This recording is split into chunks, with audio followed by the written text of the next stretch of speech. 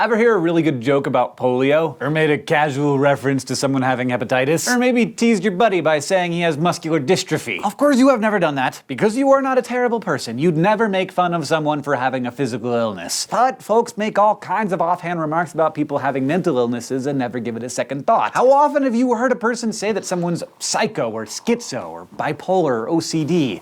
I can pretty much guarantee that the people who use those terms had no idea what they actually meant. We've talked about how psychological disorders and the people who have them have often been stigmatized, but at the same time, we tend to minimize those disorders, using them as nicknames for things that people do, think, or say that may not exactly be universal, but are still basically healthy. And we all do it, but only because we don't really understand those conditions. But that's why we're here, because as we go deeper into psychological disorders, we get a clearer understanding of their symptoms, types, causes, and the perspectives that help explain them. And some of the most common disorders have their root in an unpleasant mental state that's familiar to us all: anxiety. It's a part of being human, but for some people it can develop into intense fear and paralyzing dread and ultimately turn into full-fledged anxiety disorder. Defining psychological disorders again: a deviant, distressful, dysfunctional pattern of thoughts, feelings, or behaviors that interferes with the ability to function in a healthy way. So when it comes to anxiety, that definition is the difference between the guy you probably called phobic because he didn't like Space Mountain as much as you did, and the person who truly can't leave their house for fear of interacting with others. It's the difference between the girl who's teased by her friends as being OCD because she does her laundry every night, and the girl who has to wash her hands so often that they bleed. Starting today,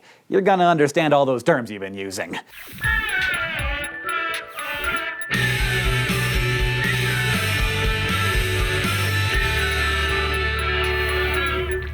We commonly equate anxiety with fear, but anxiety disorders aren't just a matter of fear itself. A key component is also what we do to get rid of that fear. Say someone almost drowned as a kid and is now afraid of water. A family picnic at the river may cause that anxiety to bubble up, and to cope, they may stay sequestered in the car, less anxious but probably still unhappy while the rest of the family is having fun. So in clinical terms, anxiety disorders are characterized not only by distressing, persistent anxiety, but also often by the dysfunctional behaviors that reduce that anxiety. At least a fifth of all people will experience a diagnosable anxiety disorder of some kind at some point in their lives. That is a lot of us. So I want to start out with a condition that used to be categorized as an anxiety disorder, but is now considered complex enough to be in a class by itself: obsessive-compulsive disorder, or OCD. You probably know that condition is characterized by unwanted, repetitive thoughts, which become obsessions, which are sometimes accompanied by actions, which become compulsions. And it is a great example of a psychological disorder that could use some mental health myth-busting. Being neat and orderly and fastidious does not make you OCD. OCD is a debilitating condition whose sufferers take normal behaviors like washing your hands or double-checking that you turned off the stove and perform them compulsively. And they often use these compulsive, even ritualistic behaviors to relieve intense and unbearable anxiety. So soon they're scrubbing their hands every 5 minutes, or constantly checking the stove, or counting the exact number of steps they take everywhere they go. If you're still unclear about what it means for disorders to be deviant, distressful, and dysfunctional, OCD might help you understand. Because it is hard to keep a job, run a household, sit still, or do much of anything if you feel intensely compelled to run to the kitchen 20 times an hour. And both the thoughts and behaviors associated with OCD are often driven by a fear that is itself obsessive. Like, if you don't go to the kitchen right now, your house will burn down and your child will die, which makes the condition that much more distressing and self-reinforcing. There are treatments that help OCD, including certain kinds of psychotherapy and some psychotropic drugs. But the key here is that it is not a description for your roommate who cleans her bathroom twice a week, or the guy in the cubicle next to you who only likes to use green felt tip pens. And even though OCD is considered its own unique set of psychological issues, the pervasive senses of fear, worry, and loss of control that often accompany it have a lot in common with other anxiety disorders. The broadest of these is generalized anxiety disorder, or GAD. People with this condition tend to feel continually tense and apprehensive, experiencing unfocused, negative, and out-of-control feelings. Of course, feeling this way occasionally is common enough, but feeling it consistently for over 6 months, the length of time required for a formal diagnosis, is not. Folks with GAD worry all the time and are frequently agitated and on edge, but unlike some other kinds of anxiety, patients often can't identify what's causing the anxiousness, so they don't even know what to avoid. Then there's panic disorder, which affects about 1 in 75 people, most often teens and young adults. Its calling card is panic attacks, or sudden episodes of intense dread or sudden fear that come without warning. Unlike the symptoms of GAD, which can be hard to pin down, panic attacks are brief, well-defined, and sometimes severe bouts of elevated anxiety. And if you've ever had one or been with someone who has, you know that they call these attacks for good reason. They can cause chest pains and racing heartbeat, difficulty breathing, and a general sense that you're going crazy or even dying. It's as awful as it sounds. We've talked a lot about the body's physiological fight or flight response, and that's definitely part of what's going on here, even though there often isn't an obvious trigger. There may be a genetic predisposition to panic disorder, but persistent stress or having experienced psychological trauma in the past can also set you up for these attacks. And because the attacks themselves can be downright terrifying, a common trigger for panic disorder is simply the fear of having another panic attack. How's that for a kick in the head? Say you have a panic attack on a bus, so you find yourself hyperventilating in front of dozens of strangers with nowhere to go to calm yourself down. That whole ordeal might make you never want to be in that situation again, so your anxiety could lead you to start avoiding crowded or confined places. At this point, the initial anxiety has spun off into a fear of anxiety, which means, welcome,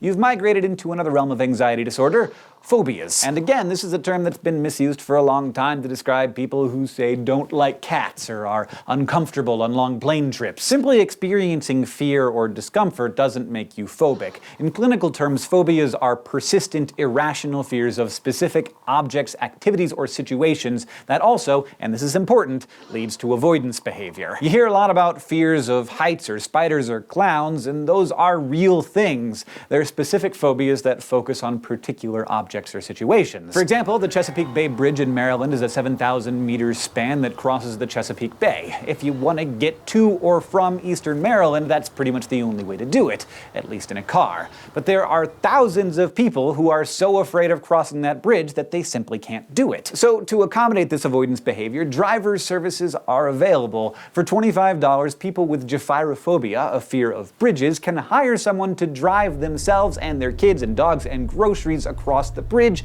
in their own car while trying not to freak out. But other phobias lack such specific triggers. What we might think of as social phobia, currently known as social anxiety disorder, is characterized by anxiety related to interacting or being seen by others, which could be triggered by a phone call or being called on in class or just thinking about meeting new people. So you can probably see at this point how anxiety disorders are related and how they can be difficult to tease apart.